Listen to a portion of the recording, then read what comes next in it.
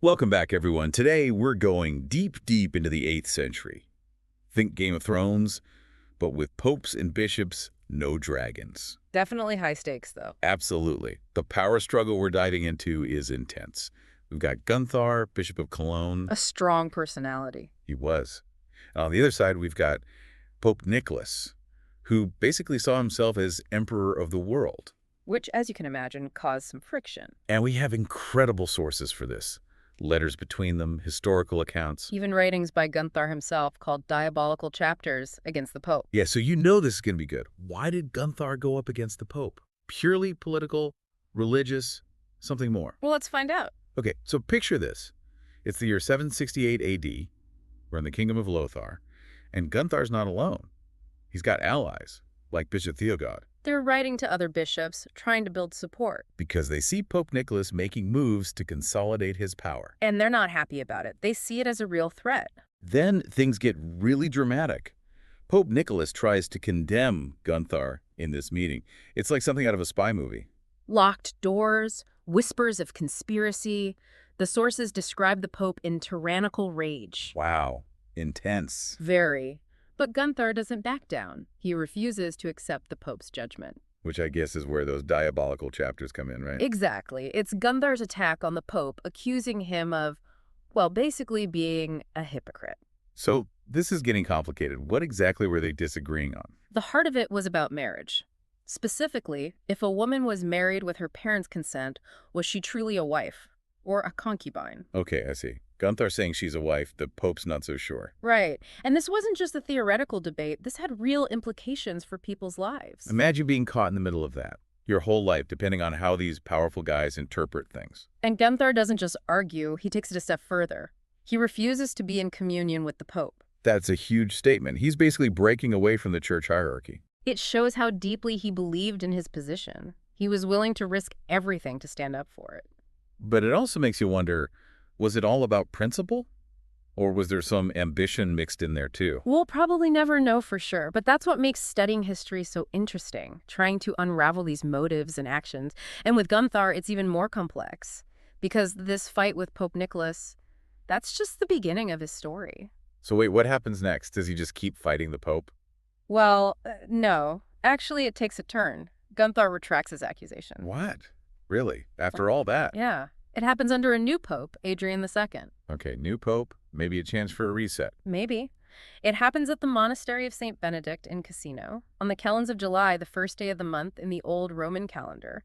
During the second indiction, that's a 15-year cycle they used in the Roman Empire for taxes. Wow, those details are specific. They help us place the event, historically. So Gunthar goes to this monastery, which, by the way, is super important historically and religiously, and he just says, okay, fine, I was wrong.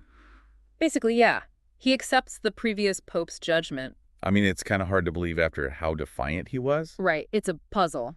Did he genuinely change his mind? Was he pressured, trying to avoid more conflict? Or maybe he figured out fighting head-on wasn't working. Could be. But here's the thing. Gunthar doesn't just disappear after this. He doesn't. I thought he was done for. Nope.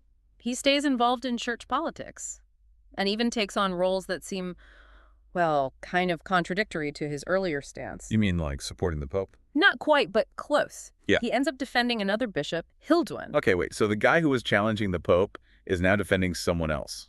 It does seem like a flip, doesn't it? It does. What was Hilduin being accused of? Oh, serious stuff. Questions about his ability to be a bishop. And the person accusing him, Archbishop Hincmar, a powerful figure, big supporter of the Pope. Ah, so maybe Gunthar saw this as, like, Hincmar trying to grab more power. Possibly. Remember, Gunthar always believed in the authority of bishops. So, even though he was fighting the Pope, he still believed bishops should have power. It's consistent, at least. And this Archbishop Hincmar, he sounds like trouble. He was definitely a force to be reckoned with. But Gunthar's story doesn't end there. He gets involved in another dispute. Seriously, this guy can't stay out of trouble. Who's he fighting now? Well, it's actually between Archbishop Hincmar and another bishop, Rothad. Wait, so Hincmar again? That's got to be awkward. Gunthar, Theotgod, and Arduicus, they write a letter to other bishops about it. They're worried about the discord. And the scandal, probably. Right. They talk about how much it's hurting the church. Which makes sense. If everyone's fighting, it weakens the whole institution. makes it vulnerable. Exactly. They even admit they're not sure who's right in this Hinkmar-Rothbard mess, but they want a Synodic Council to figure it out. So they're calling for a more formal process, not just letting one person, like the Pope, decide. And they even make this historical comparison, talk about how Dioscorus unjustly deposed Flavianus. That's a pretty clear message, right? They're saying even popes can be wrong. Bold move, considering Gunthar's own experience with Pope Nicholas. It's like he's saying, look, I back down, but I still believe the church shouldn't be ruled by one guy. It definitely suggests he thought the church should work more collaboratively. Which is interesting because in the end, they're still calling for unity, right? Yeah, they are. It's like they're pointing out all these problems, but they still want the church to be strong. I mean, it makes sense. Yeah, A divided church can't really function. definitely. And they use this really powerful image. They talk about getting rid of the clouds of doubt so the light of truth can shine through. That's beautiful. And I think it shows what they were hoping for, to find a way back to, working together. Absolutely. But there's this urgency too, you know? They're not just worried about the arguments themselves. They're thinking about the bigger picture. Exactly. They say, look, if we're all fighting amongst ourselves, it makes us weak. Our enemies will take advantage of that. And that's a threat they took seriously, right? I mean, Right. back then, the church had a lot of enemies. For sure. So it's interesting thinking about Gunthar's whole story. You know, he starts out rebelling, then he backs down, but he's still involved in all these disputes. It makes you wonder, what was he really after? Was he a reformer? Or just trying to protect his own power? Honestly, it's hard to say. That's history for you. It's messy. We have these sources, but they were written by people with their own agendas. So we're trying to understand Gunthar through their eyes. Yeah. Which is tricky. Very tricky. But even with that, his story tells us so much about this period.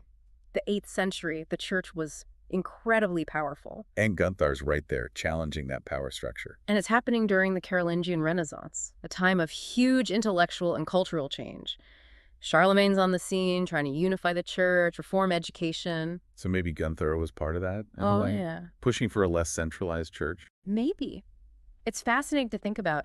It shows how these individual stories can reflect these massive historical shifts. It's not just about names and dates. It's about the ideas that were shaping the world. And those ideas impacted everyone. These theological debates, they weren't just abstract arguments. They had real-world consequences. Imagine how people felt back then. Your bishop's taking sides, communities are dividing, and your whole life is affected by these decisions made by powerful people. It's a good reminder that history is made up of people. Real people living their lives, trying to figure things out, just like us. Absolutely. And I think that's what makes this deep dive so compelling. It's not just about a power struggle from centuries ago. It's about the big questions that humans have always grappled with: authority, belief, individual conscience. Those themes are timeless. Exactly. So as you go about your day, think about how these historical echoes might be present in your own life. Where do you see these same tensions playing out? How do you navigate these complex questions? Gunthar's story might be from the distant past, but the issues he faced, they're still relevant today. It's a powerful reminder that the human experience, with all its challenges and triumphs, transcends time. It really does. And history, well, it's never truly over. It's a conversation that keeps going. And by listening to these stories from the past, we can learn so much about ourselves and the world we live in today.